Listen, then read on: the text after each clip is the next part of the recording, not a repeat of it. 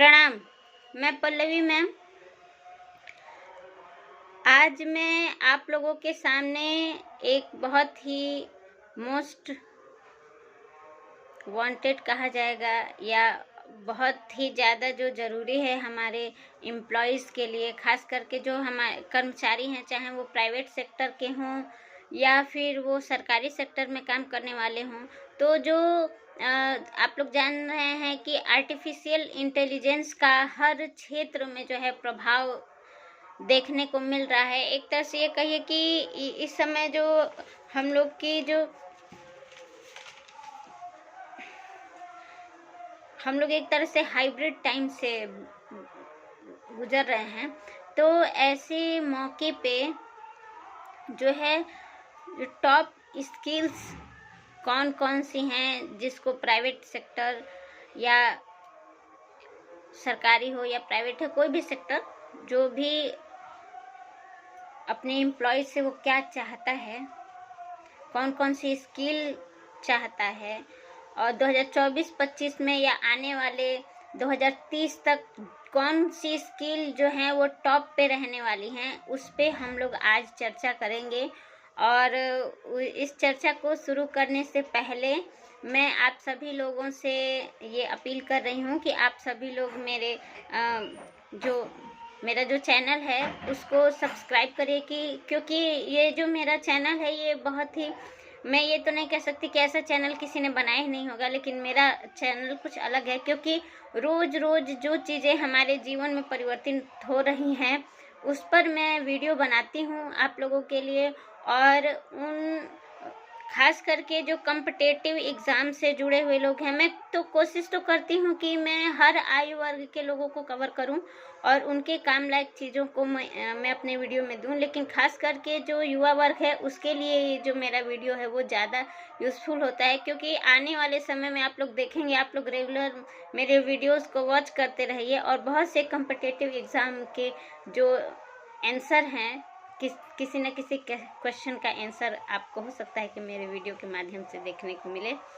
क्योंकि जो भी करंट चीज़ें हैं जो परिवर्तित हो रही हैं या जो आ रही हैं उस पे मैं डीपली जाके उस पे एनालिसिस करती हूँ। उस पे मैं पर डे कम से कम अपने 6 से 7 घंटे सिर्फ मैं स्टडी में लेती हूँ, उन चीज़ों को गहराई से समझती हूँ और उसके बाद मैं उन चीज़ों पे वीडियोस बनाती हूँ। तो कहीं ना कहीं ये आपके लिए मोस्ट यूज़फुल रहेगा। और अगर आप लोग ध्यान से मेरे वीडियो को देखते हैं और जो चीज़ें मैं बताती हूँ तो आने वाले समय में आप लोग के लिए बहुत ही बेनिफिशियल रहेगा हर तरीके से। तो इसके लिए मैं कहूँगी कि आप लोग सभी लोग मेरे चैनल को सब्सक्राइब करिए, मेरे वीडियोस को लाइक करिए, जितना ज़्यादा से ज़्यादा हो सके शेयर करिए और अपने विचारों से मुझे अवगत कराने के लिए और मेरा मार्गदर्शन करने के लिए, मेरा उत्साहवर्धन करने के लिए आप लोग मेरे वीडियोस में कमेंट करिए और बताइए कि मेरा प्रयास जो है वो कैसा आप लोगों को लग रहा है, ताकि मैं आगे भी ऐसे ही प्रयास करती रहूँ। तो आइए हम लोग बात करते हैं। तो 2001 लिंक्डइन नाम की जो संस्था है उसने एक रिसर्च की, एक व्यापक तौर पे रिसर्च की और उसने अपने परिणाम जारी किए हैं कि आने वाले 5-10 वर्षों तक जो कंपनीज हैं वो अपने एम्प्लॉय में क्या चीज़ें हैं, क्योंकि आप लोग जान रहे हैं कि एआई का ज़माना है और जो भी क्षेत्र हैं, चाहे वो कोई भी क्षेत्र हो, चाहे वो व्यवसाय हो या नौकरी हो, उसमें तेज़ी से परिवर्तन आ रहे हैं और एआई उसे तेज़ी से परिवर्तित कर रहा है। जो हमारी समस्याएं हैं, चुनौतियां हैं हर कार्य क्षेत्र से संबंधित, वो तेज़ी से बदल रही हैं और उनको क्रैक करने के लिए हमारे कौशल को भी हमें तेज़ी से बदलने की ज़रूरत है। इस पे मैं ये आपको बताऊंगी कि जैसे आप लोग देखते हैं सांप है, वो क्या वो केंचुल बदलता है, क्योंकि अपने अंदर वो नवीन त्वचा को पाता है और फिर उसके जीवन की शक्ति बढ़ती है। एक बाज जो होता है वो अपने जीवन के एक विशेष आयु प्राप्त करने के बाद क्या होता है, वो अपने खुद से अपने सारे पंखों को नोच देता है और अपने नाखूनों को तोड़ देता है, अपनी चोंच को तोड़ देता है। वो ऐसा क्यों करता है?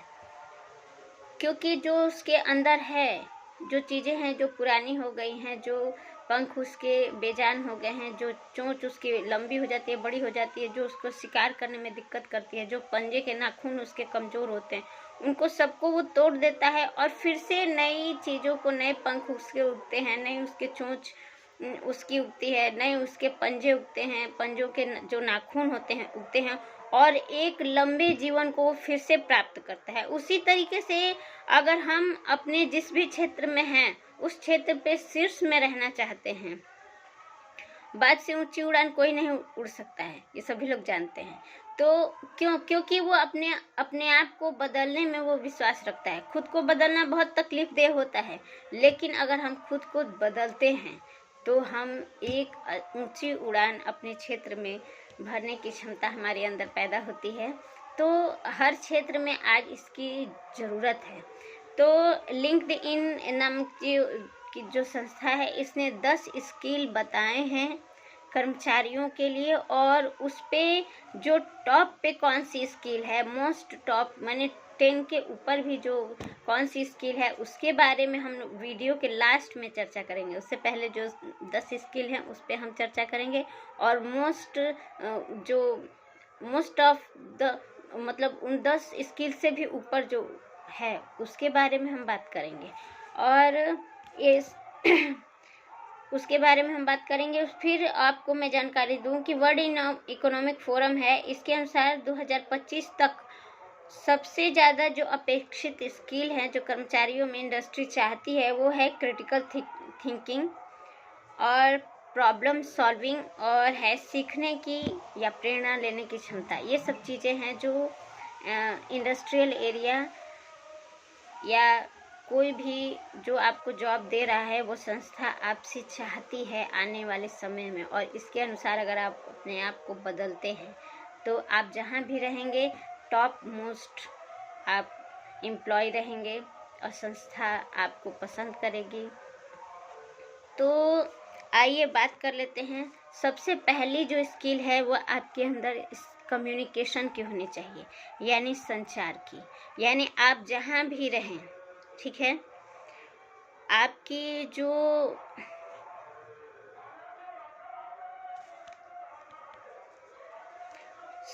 जितनी भी कंपनियां हैं, चाहे ये सभी या कंपनी है या टीम का नेतृत्व है या लीडर है, ये सभी चैनलों पर प्रभावी संचार यानी इफेक्टिव कम्युनिकेशन आपकी टीमों को जोड़ने, प्रेरित कर, आपको अपनी टीम से या आपकी सभी टीमों को जोड़ने में बहुत ही हेल्पफुल है। यानी आपके अंदर कम्युनिकेशन स्किल होनी चाहिए।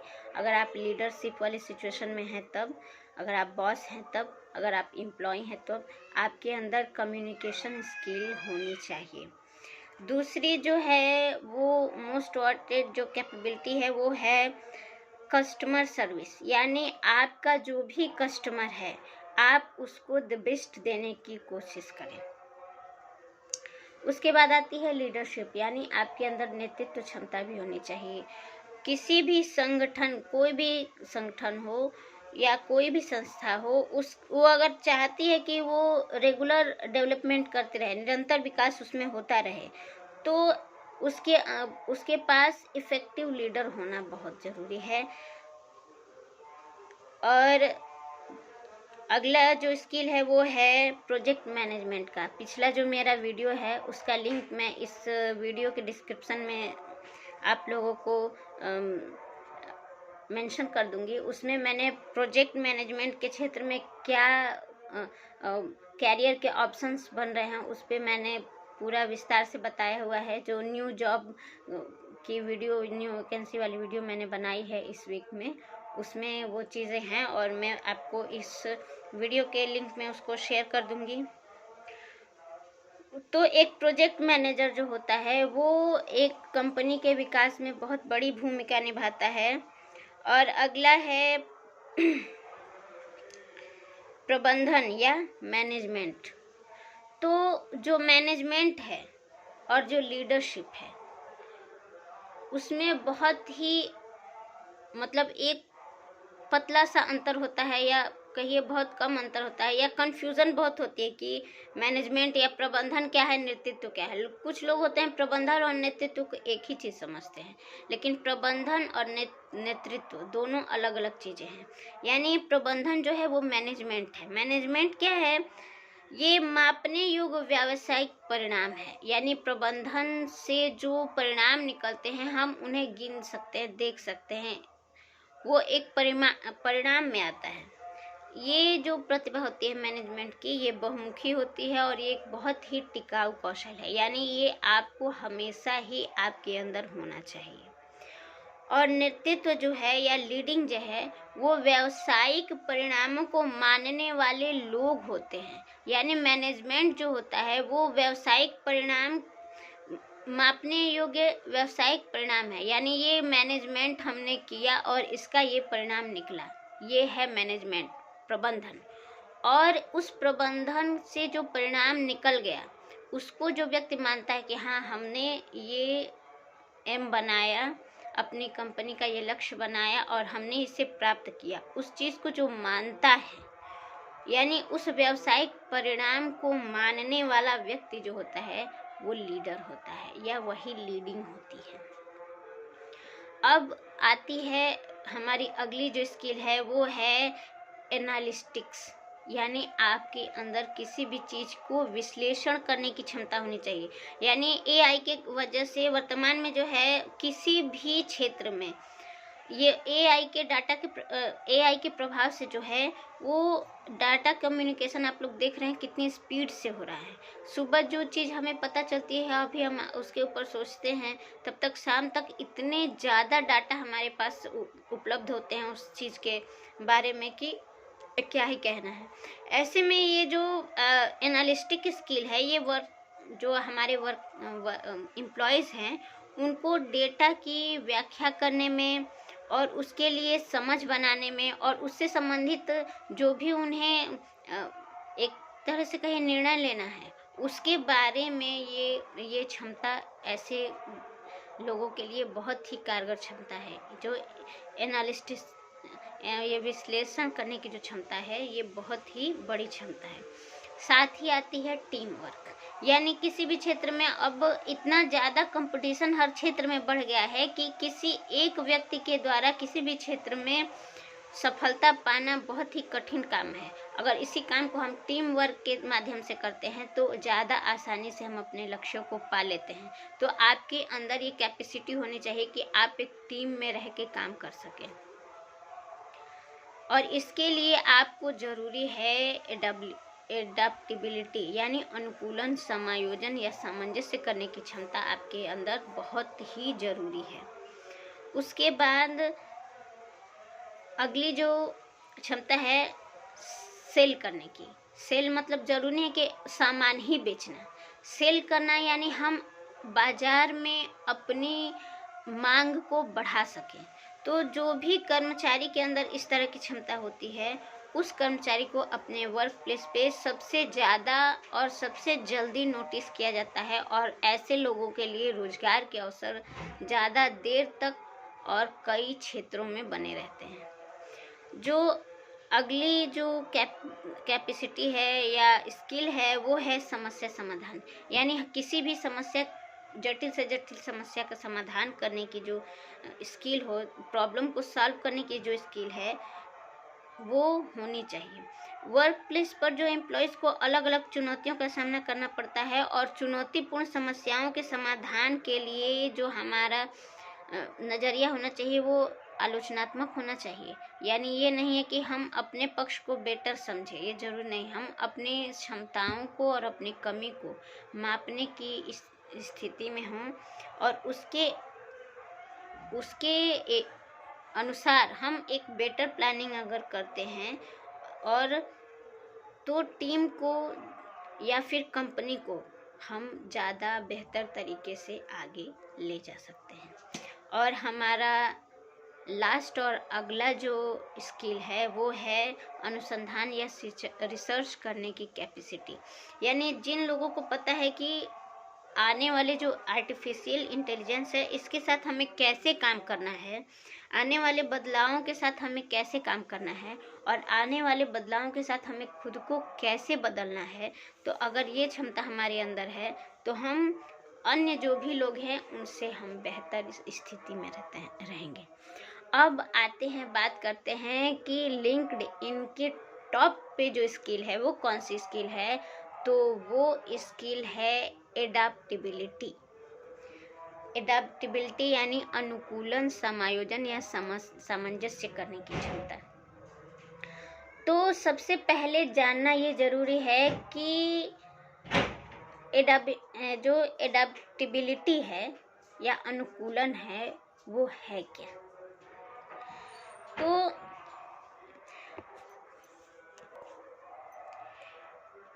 एडाप्टेबिलिटी या अनुकूलन कौशल का मतलब है कि आप अपने आप को बदलने की क्षमता कितनी रखते हैं, यानी आपके अंदर खुद को बदलने की कितनी क्षमता है और आप नई चुनौतियों को, परिस्थितियों को आप कैसे लेते हैं, कैसे उन्हें स्वीकार करते हैं और उनसे आप क्या सीखते हैं।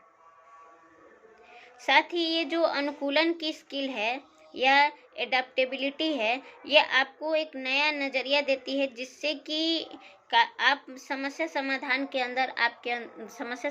लिए आपके अंदर बेहतर समझ पैदा होती है और इस प्रकार से आप जो भी एक प्रतियोगिता बनी रहती है क्षेत्र में, आप उसमें आगे बढ़ते हैं।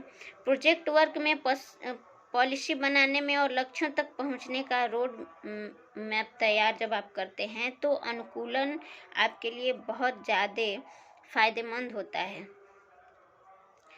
अनुकूलन जो होता है कई सॉफ्ट स्किल्स का तालमेल होता है, यानी अनुकूलन एक स्किल नहीं है, पर्टिकुलर एक स्किल नहीं है, इसमें बहुत से जब स्किल को आप मिलाते हैं तब आपके अंदर एडाप्टेबिलिटी या अनुकूलन की जो क्षमता है वो आती है। जैसे आपके अंदर कम्युनिकेशन पावर होनी चाहिए, आपके अंदर तालमेल बैठाने की क्षमता होनी चाहिए, किसी समस्या के समाधान के लिए आपके पास नए विचार होने चाहिए और आपके अंदर जो होती है क्रिएटिविटी होनी चाहिए और स्ट्रेटेजिक थिंकिंग आपके अंदर होनी चाहिए।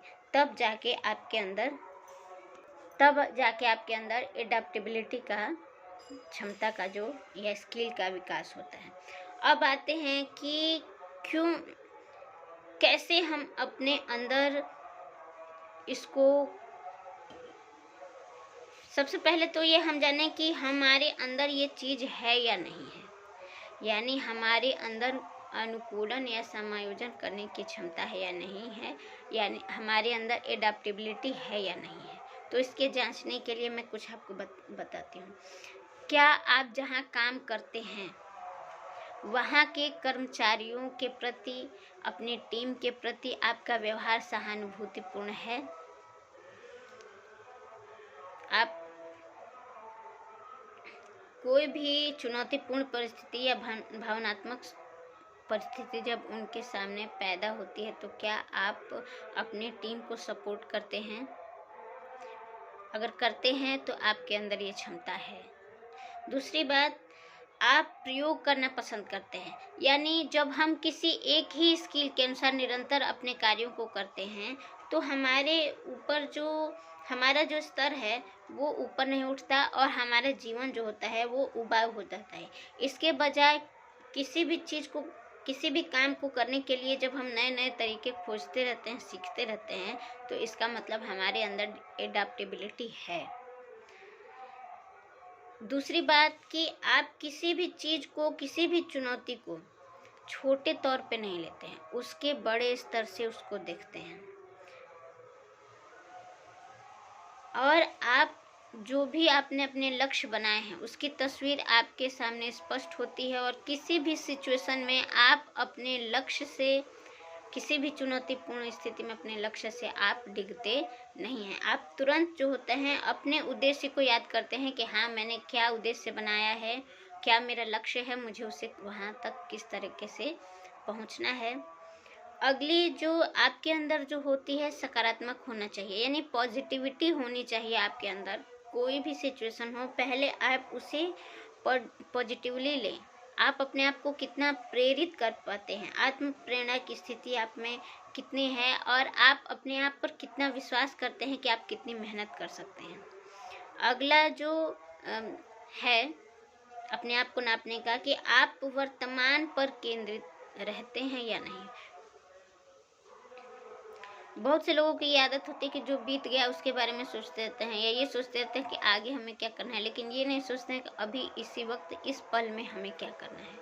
अगर आप इस पीछे क्या हो गया उसको सोचने के बजाय आगे क्या होगा उसको सोचने के बाद अभी सामने जो आपकी चुनौती है, अगर उस पर आप बेस्ट तरीके से आप उस पर अपनी पकड़ बना के और उसका समाधान करते हैं, और उसके अनुसार जो भी परिवर्तन हो रहे हैं उसके अनुसार अपने आप को परिवर्तित करते हैं, तो यानी आपके अंदर एडेप्टेबिलिटी है। अच्छा,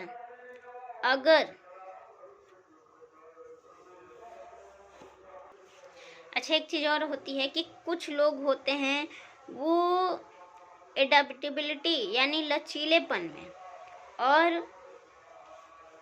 अनुकूलता यानी एडेप्टेबिलिटी और लचीलेपन में, नमनीयता में अंतर नहीं कर पाते हैं।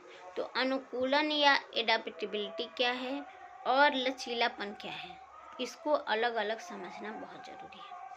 अनुकूलन या एडेप्टेबिलिटी वो है जैसे आप किसी भी नई जगह पे, नए लोगों के साथ, नई कंपनी में, नई परिस्थितियों के साथ अगर आप शीघ्र समायोजन कर लेते हैं, यानी आप एडेप्टेबल हैं। और लचीलापन ये है यानी आपके अंदर अभी ये काम आपको करना है, ये काम किसी वजह से आप नहीं कर पाए तो उस स्थान पे आप दूसरा काम कर लें। जैसे हम लोग के रोवर रेंजर का जो ट्रेनिंग होती है उसमें क्या होता है कि हर काम के लिए टाइम फिक्स होता है, इतने बजे सोना है, इतने बजे उठना है, इतने बजे ये करना है, इतने बजे ये करना है, इतने बजे ये करना है। उसमें ये चीज़ सिखाया जाता है कि अगर किसी वजह से कोई आपका प्लान फेल हो जाता है, निर्धारित समय पे आप उस काम को नहीं कर पाते हैं, तो आपके अंदर इतनी लचीलापन होना चाहिए कि उस समय आप किसी अन्य काम को करके अपने समय को बचा लें। जैसे कि मान लीजिए कि आपको 10 बजे किसी व्यक्ति से मिलना है, आपने मिलने का समय दिया है, किसी वजह से आपका वो प्रोग्राम चेंज हो जाता है, तो उस समय आप परेशान ना हो, आप उस समय किसी अन्य कार्य को कर लें, तो ये आपके अंदर लचीलापन है। और एडेप्टेबिलिटी ये है कि आप एक शहर से उठते हैं और दूसरे शहर में काम करने जाते हैं, और वहाँ आप आसानी से अपने आप को समायोजित कर लेते हैं। या ये होता है कि एक कंपनी में जैसे टीम वर्क हो रहा है, किसी काम को करने के लिए एक एक अलग अलग टीम को बांट दिया गया, वो काम पूरा हो गया, वो हमारा लक्ष्य जो एम था वो पूरा हो गया। अब फिर से नई टीम बन रही है, तो अगर हमें नई टीम में नए मेंबर मिल रहे हैं तो हम परेशान ना हो, हम उनके साथ आसानी से समायोजन बना ले, ये है एडेप्टेबिलिटी। अच्छा, कैसे अपने आप में हम एडेप्टेबिलिटी को विकसित कर सकते हैं अगर हमारे अंदर इसकी कमी है या हमारे अंदर ये नहीं है। तो इसके लिए आप अपने जो वर्क प्लेस पे अपने साथियों की मदद ले सकते हैं। बहुत से ऑनलाइन कोर्स हैं, उसमें आप ले सकते हैं एडमिशन। फिर आप अपने आसपास एक दायरा न खींचें कि मैं इस दायरे में रहूँगा, या कंफर्टेबल जोन ना पैदा करें। आप अपने कंफर्टेबल जोन से बाहर निकल के भी खतरे उठाएं और काम करें, नई नई चीज़ों को सीखें और उस नई नई परिस्थितियों के अनुसार अपने आप को ढालें। हर सिचुएशन में आप अपने आप को सकारात्मक रखें। जरूरी नहीं है कि बदलाव जो हो रहा है वो बुरा ही हो रहा है, बदलाव कभी कभी अच्छे भी होते हैं। फिर